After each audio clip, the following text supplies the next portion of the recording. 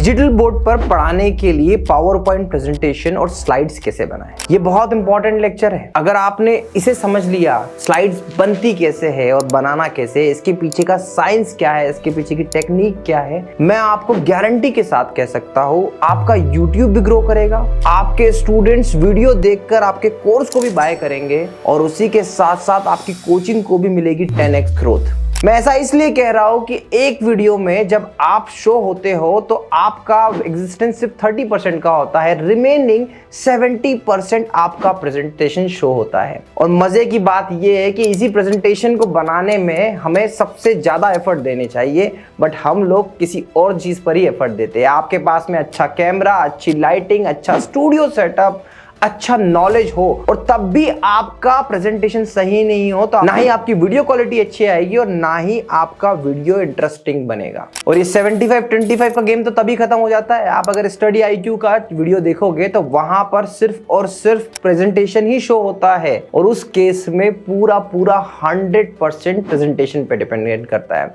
तो आज बस इस वीडियो में मैं यही बताने वाला हूं। देखिए, अगर आप ऑलरेडी पावर पॉइंट पे प्रेजेंटेशन बना रहे हैं तो इस वीडियो को देखिएगा, पता चलेगा क्या गलती कर रहे हैं। और अगर आप डिजिटल बोर्ड लेके पावर पॉइंट बनाना शुरू करने वाले हैं तो भी इस वीडियो को देखिएगा ताकि आप कोई गलती दोहराए नहीं और जब शुरुआत करें तो बड़ी प्रो लेवल से करें। तो हम स्टेप बाय स्टेप हर एक पॉइंट पर बात करेंगे। तो सबसे पहले पॉइंट की तरफ चलते हैं। पहला पॉइंट है PPT का रिजोल्यूशन। देखिए, मैं आपको बता दूं, ये पावर पॉइंट कुछ नई चीज नहीं है, ये सदियों से चलते आया है। बट सदियों से चलते आया है। पैनल के पहले अगर हम बात करें, पावर पॉइंट प्रेजेंटेशन ज्यादा से ज्यादा लैपटॉप पर और उसके बाद में प्रोजेक्टर पर चलाने के लिए बनाए जाते थे, जिसका नॉर्मली स्क्रीन रिजोल्यूशन होता था 720p का या फिर 1080p का होता था। और बात करें प्रोजेक्टर की, तो प्रोजेक्टर तो जितना बड़ा कर लो उसकी क्वालिटी पे कोई फर्क पड़ता ही नहीं था, क्योंकि एक्चुअल में वो ब्लर ही दिखता था। प्रोजेक्टर का आउटपुट कभी भी बहुत अच्छा नहीं आया। तो इस केस में आपका पावर पॉइंट जो बेसिक होता है, बाय डिफॉल्ट होता है, 720p पर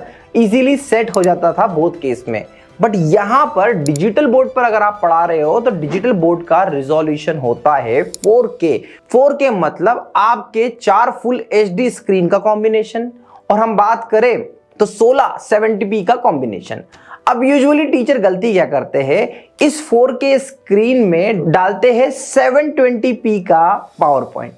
तो यहां पे होता क्या है, जब उसे बड़ा करते हैं तो पूरा स्ट्रेच हो जाता है, आपका पावर पॉइंट ब्लर हो जाता है। तो आपको एक बात का ध्यान रखना है, आपको आपके पावर पॉइंट की साइज जो कि पावर पॉइंट के अंदर सेट की जा सकती है बनाने के दौरान, तो यूजुअली 720p जिसे हम HD कहते हैं उसकी साइज होती है 13.33, जो उसकी विड्थ होती है, और हाइट होती है 7.5 इंचेस। तो हमें क्या करना है, हमें इसे फुल HD में बनाना है। तो फुल HD के केस में हमारी पावर पॉइंट का रेशियो होता है 16:9 और साइज इन इंचेस कितनी होती है, तो होती है 19.99 इंचेस इंटू जो हाइट होती है 11.25 इंचेस। और अगर मैं इसको पिक्सल की भाषा में कहूं तो 1920x1080, ये आपको आपकी साइज रखनी है। अब देखिए, अभी भी आप देखेंगे तो ये 1/4 ऑफ डिजिटल पैनल हुई। अगर आप इसे स्ट्रेच करके फुल भी कर लेंगे तो भी आपकी क्वालिटी खराब कैमरे में नहीं दिखेगी, क्योंकि पैनल की स्क्रीन रिजोल्यूशन 4K है। तो आप पावर पॉइंट भी 4K क्यों नहीं बना लेते, ये आपके दिमाग में भी क्वेश्चन आ रहा होगा। तो मैं आपको बता दूं, अगर हम 4K यानी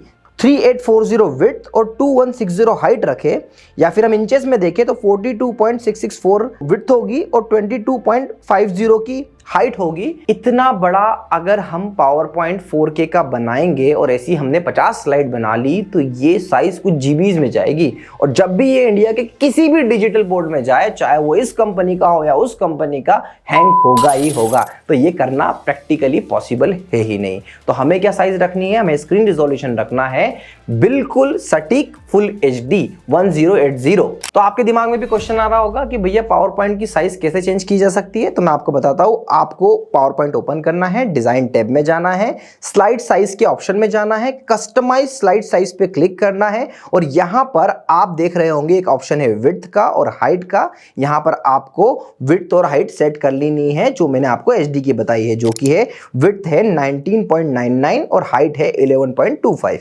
ऐसा करने से आपकी जो पावर पॉइंट की साइज है वो परफेक्ट हो जाएगी। देखिए, यहां तक मैंने जो बातें बताई, और अगर आपको ये थोड़ी भी रिलेवेंट लगती है तो मैं आपको बता दूं कि हम लोग हमारी एक छोटी सी सर्विस प्रोवाइड करते हैं, जो आपकी अपनी लोकेशन पर आकर branded camera, digital board, lighting setup बहुत ही अफोर्डेबल प्राइस में आपको लगा कर देते हैं। ये सब कुछ हम कर पाते हैं क्योंकि ये एक्सपर्टीज हमें मिली है।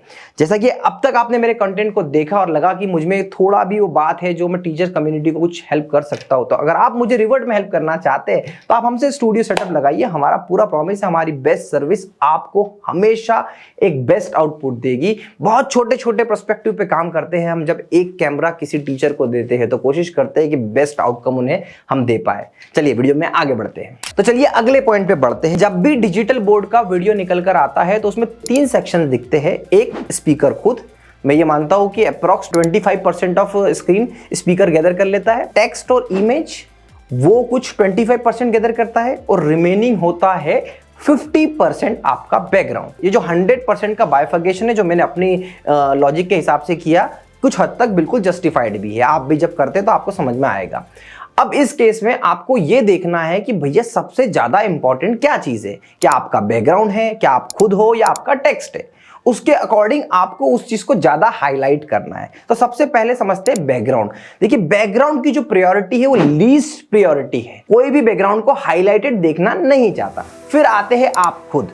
तो देखिए आप खुद जब बोलते हो तो आप इंपॉर्टेंट होते ही होते हो, बट जब आप लिखते हो, जब आप कुछ दिखाते हो तो उस केस में आपकी प्रायोरिटी सेकंड नंबर पे आती है। और सबसे ज्यादा मोस्ट इंपॉर्टेंट है जो आपने पावर पॉइंट पे लिखा है, आप खुद लिख रहे हो और जो इमेजेस है तो इसकी प्रायोरिटी टॉप पे आती है। तो हमें सबसे ज्यादा हाईलाइट करने की कोशिश करना चाहिए आपका टेक्स्ट, इमेज, ना कि बैकग्राउंड और ना ही आप खुद। तो सबसे पहले हम बात करते हैं बैकग्राउंड कैसे होना चाहिए। तो देखिए हम पुराने पढ़ाने के तरीके पे जाए तो बैकग्राउंड 3 ही तरीके के थे। एक तो व्हाइट बोर्ड था, एक ग्रीन बोर्ड था और दूसरा ब्लैक बोर्ड था। तो ब्लैक बोर्ड और ग्रीन बोर्ड सेम टाइम पे आए और सेम टाइम पे चले भी गए। उसके बाद में आया व्हाइट बोर्ड, वही स्टैंडर्ड इंडस्ट्री में आज भी चल रहा है ऑफलाइन क्लासेस में, और आपने भी कई बार उस पर पढ़ाया होगा।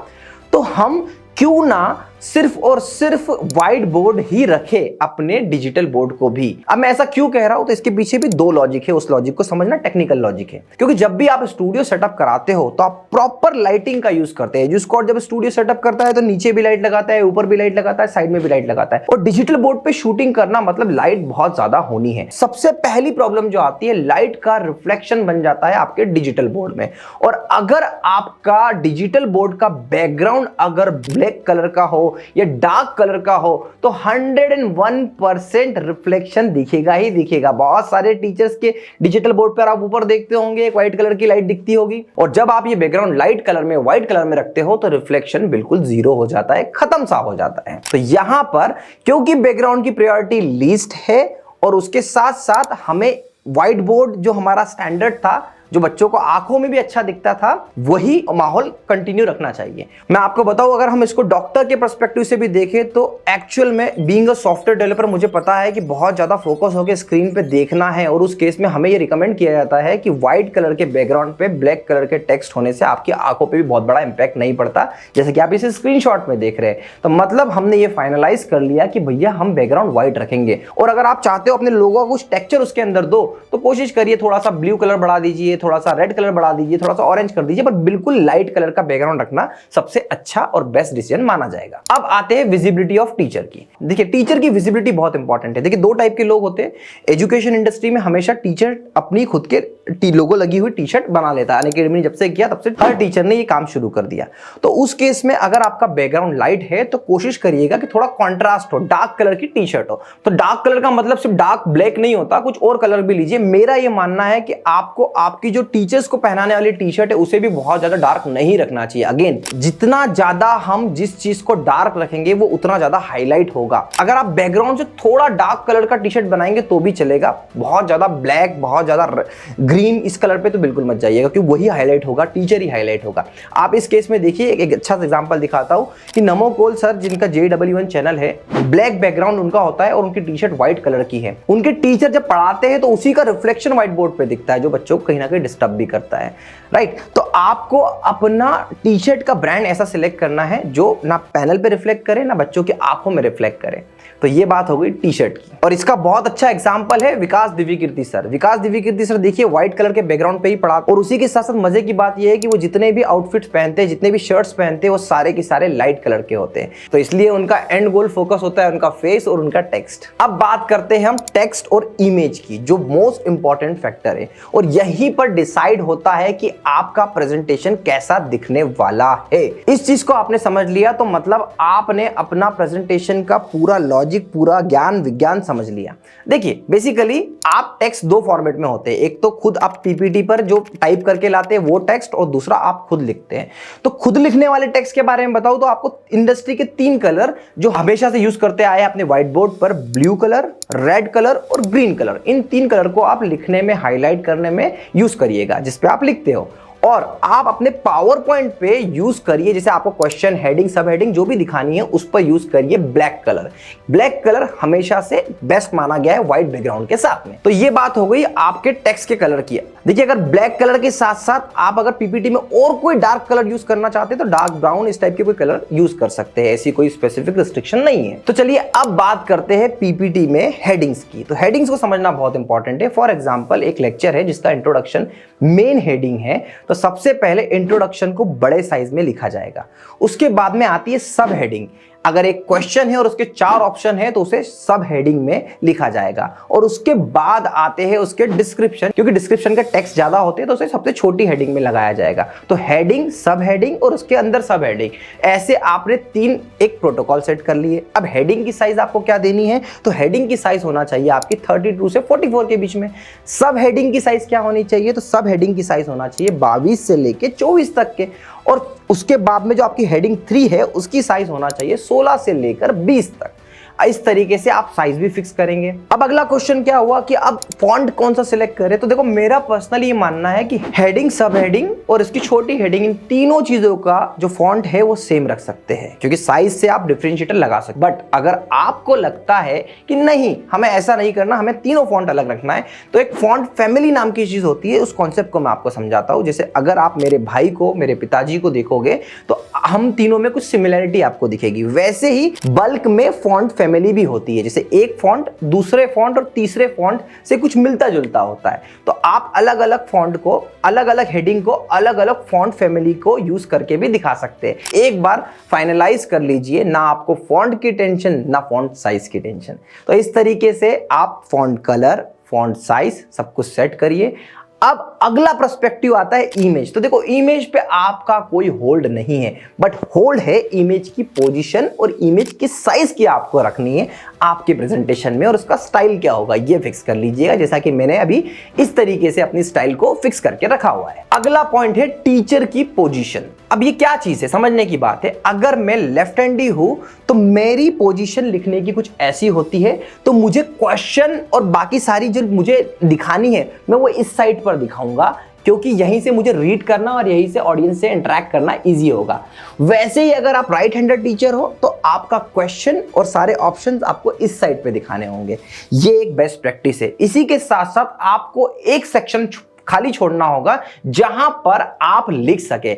इसीलिए यहां पर आप पावर पॉइंट में देख रहे हैं कि जिस जगह पर मैं खड़ा होता हूं, अगर मैं थोड़ा सा साइड हो जाऊं तो यहां पर लिखने की जगह हो। तो ये हो गई टीचर की पोजीशन की बात। अब बात करते हैं आपको आपकी प्रमोशनल एक्टिविटी, क्योंकि आप एक टीचर है, आपने टी शर्ट पे अपना ब्रांड पे नाम लिखा हुआ है, और अगर वो बहुत बड़ा लिखा है तो आपको लोगो लगाने की जरूरत नहीं है। बट स्टिल अगर आप चाहो लोगो लगाना, तो लोगो लगाने के लिए अगेन आपको टीचर पोजीशन का ध्यान रखना है। अगर आप लेफ्ट हैंडेड टीचर हो तो ये इस कोने पर लोगो लगेगा, और अगर आप राइट हैंडेड टीचर हो तो ये इस कोने पर लगेगा। इस बात का आपको विशेष तौर पर ध्यान रखना है। सेंटर में लोगो लगाना भी एक अच्छा है अगर आपको ये लेफ्ट और राइट का गेम नहीं खेलना है। एक जो ब्लंडर मिस्टेक टीचर करते हैं वो क्या करते हैं, ये नीचे चलने वाली स्क्रॉल लाइन, क्योंकि पहली बात तो ये लाइन इतनी तड़क भड़क होती है, पूरे 1 घंटे के लेक्चर में आप दिखाते हो, या आपके प्रेजेंटेशन को खराब ही करता है। तो पहली चीज मार्केटिंग का एक रूल समझिएगा, एकदम से आने वाली चीजों पे एकदम से अटेंशन गेन होता है। पूरे टाइम पे लाइन लगाने से बच्चा आपका कोर्स बाय नहीं करेगा। तो कभी कभी लगाइए और उसको बड़े एक अच्छे कॉन्ट्रास्ट कलर में हाईलाइट करते हुए लगाइए। जैसे आपने एक बेसिक थंब रूल बना लिया कि भैया 1 घंटे के वीडियो में हम इसको 5 बार दिखाएंगे, उसके ज्यादा नहीं दिखाएंगे। कोशिश ये करिएगा अगर आपको मार्केटिंग भी करना है तो एक स्लाइड डेडिकेटेडली अपनी मार्केटिंग स्लाइड बनाइए और उसी पर अपनी मार्केटिंग करिए। पर पूरे टाइम पे ये लाइन चलते रहना कहीं भी अच्छा सॉल्यूशन नहीं है, आपके प्रेजेंटेशन को खराब ही करता है। अब डिजिटल बोर्ड की बात है, पावर पॉइंट प्रेजेंटेशन बना रहे हैं तो पावर पॉइंट में एनिमेशन का ऑप्शन होता है। तो क्या आपको एनिमेशन डालने चाहिए? तो नहीं, आपको कोई भी डिजिटल बोर्ड का सॉफ्टवेयर आज की डेट में तो एनिमेशन अलाउ नहीं करता है। जो पावर पॉइंट के एनिमेशन को एक्सेप्ट कर ले। तो आपको क्या करना चाहिए, तो बेसिकली एनिमेशन का यूज समझते हैं। देखिए एनिमेशन यूज किया जाता है किसी चीज को रिवील करने के लिए। फॉर एग्जांपल आपने एक क्वेश्चन दिया और उस क्वेश्चन के बाद आप 4 ऑप्शन दिखाना चाहते हो, बट आप चाहते हो वो 4 ऑप्शन क्वेश्चन पढ़ने के बाद ही दिखे जब आप चाहो। तो उस केस में आप क्या करोगे, तो उस केस में आपको कुछ नहीं करना, आपको 2 स्लाइड बनाना है। पहली स्लाइड में सिर्फ क्वेश्चन, नेक्स्ट करने के बाद 4 ऑप्शन। इस तरीके से आप रिवील करेंगे क्योंकि आपके पास एनिमेशन का ऑप्शन नहीं है। तो कोई मतलब ही नहीं है अपने पावर पॉइंट प्रेजेंटेशन में एनिमेशन को इन्वॉल्व करने का। तो ये सारे पॉइंट्स थे जो मुझे आप तक पहुंचाने थे। आशा करता हूं ये पॉइंट्स बनाने के बाद में आपका प्रेजेंटेशन कुछ ऐसा दिखेगा जैसा अभी आप स्क्रीन पर देख पा रहे हो। और ये पूरा प्रेजेंटेशन मैंने उसी समय पर बनाया जैसे जैसे जो पॉइंट मैंने आपको एक्सप्लेन करे उन सारी बातों को ध्यान रखते हुए बनाया। अब मैं आपको कुछ बातें बताना चाहूंगा जो ये ब्लेंडर मिस्टेक्स में टीचर्स को करते हुए देखता हूं और अक्सर लगता है कि काश ये बातें उन तक पहुंचती। अगर आप उन टीचर में से एक है तो प्लीज इन मिस्टेक्स को सुधारिएगा। मेरा ये पर्सनली मानना है एक अच्छा टीचर वही होता है जो लगातार सीखते रहता है, और ये भी आपको सिखाने वाली बात है। अब तक इस वीडियो में आपको वैल्यू मिली हो तो प्लीज चैनल को सब्सक्राइब जरूर करिएगा। अगर आप मुझसे 1-to-1 कनेक्ट करना चाहते हो तो edus_आकाश मेरा इंस्टाग्राम हैंडल है, वहां पर आप मुझसे पर्सनली बात कर सकते हैं। देखिए अब क्या गलती होती है, उन गलतियों को समझते हैं। तो सबसे ज्यादा गलती मैं देखता हूं टीचर अपने पावर पॉइंट प्रेजेंटेशन में बहुत सारे टेक्स्ट को, लिखावट को इन्वॉल्व करते हैं, जो कि पहला रूल है कि आपका जो पावर पॉइंट प्रेजेंटेशन स्लाइड होनी चाहिए वो बहुत ही मिनिमल होनी चाहिए। इसके अलावा अगर आपको लगता है कि यार मुझे कुछ चीजें तो पढ़ना भी पड़ेगी, तो आप सामने टेक्स्ट बुक रख सकते हैं। जैसे कि अभी मैंने इस पूरे प्रेजेंटेशन के दौरान, इस पूरे वीडियो के दौरान अपने नोट्स को रखा हुआ है। इस तरीके से आप रखिए, कहीं से कहीं तक कोई बुरा इंप्रेशन नहीं जाता। पावर पॉइंट प्रेजेंटेशन को बनाते समय बहुत अलग अलग फैंसी फॉन्ट्स को यूज मत करिए। पावर पॉइंट प्रेजेंटेशन को बनाते समय बहुत अलग अलग कलर्स को भी यूज मत करिए, इससे आप डिस्ट्रैक्ट करते हो अपनी ऑडियंस को। डार्क कलर जब आप डालेंगे तो वो एम्फेसाइज करने के लिए डालिए, तब आपको जिस पॉइंट को आपको हाईलाइट करना हो। देखिए अपने प्रेजेंटेशन के दौरान जो टीचर बिल्कुल भी लिखते नहीं हैं, मुझे उनसे वही क्वेश्चन है कि बच्चा आपसे लाइव पढ़ने आया है, उसे लगना चाहिए कि ये ऑफलाइन का ही एक्सपीरियंस है। तो प्रेजेंटेशन पे जो पीपीटी पे लाए है वो तो ठीक है, बट उसके बाद आपको भी कुछ लिखना पड़ेगा, आपकी बुद्धिमत्ता वहाँ पर दिखानी पड़ेगी। आप विकास दिव्यकीर्ति साहब को देखिए, आप कुमार गौरव साहब को देखिए, उनका पूरा वीडियो जब बनता है तो पावर पॉइंट पे एक जगह होती है जहाँ पे वो कंटिन्यूसली कुछ लिख लिख कर बताते, और वहाँ से एक अथॉरिटी डेवलप होती है कि सर को कितना कुछ पता है। हालांकि इसका ये मतलब नहीं कि जो टीचर लिखता नहीं उसे पता नहीं, बट मेरा पर्सनली ये मानना है, मैंने अच्छे टीचर्स जिनको मैं अच्छा समझता हूँ, जिनको दुनिया अच्छी समझती है, उनको जब देख के एनालिसिस करा तो मुझे ये बात समझ में आई, और इस बात का आपको भी ध्यान रखना चाहिए। एक पॉइंट और आपको याद दिलाना चाहता हूँ कि जब देखिए डिजिटल बोर्ड पर ऑप्शन होता है कि आप लिखते लिखते अपनी स्लाइड को छोटा करिए और उसको आगे और लिखिए, ऐसा आपको नहीं करना चाहिए। ऐसा लिखने से होता क्या है, जब अपनी स्लाइड्स को आप एक्सपोर्ट करते हो एज ए नोट्स स्टूडेंट्स को देने के लिए, तो आपकी पावर पॉइंट ऐसी मूवमेंट करती है, कुछ स्लाइड्स बड़ी और कुछ स्लाइड छोटी हो जाती है। उस केस में ये दिक्कत आती है। तो आपको कोशिश करना, अगर आपको और ज्यादा स्पेस चाहिए लिखने का, तो आपको या तो कैनवास को ऊपर की तरफ बढ़ाना है या फिर एक न्यू स्लाइड करके ही यूज करना है, ताकि जब आप उसका आउटपुट निकालें तो प्रॉपरली एक सेम फॉर्मेट में आए। आशा करता हूं ये वीडियो से आपको वैल्यू मिली होगी, और वैल्यू मिली है तो प्लीज आप मुझसे कनेक्ट रहिए। कुछ बातें अगर आप कुछ सजेस्ट करना चाहते हैं अपने फेलो टीचर्स के साथ में, तो कमेंट कर जरूर बताइएगा।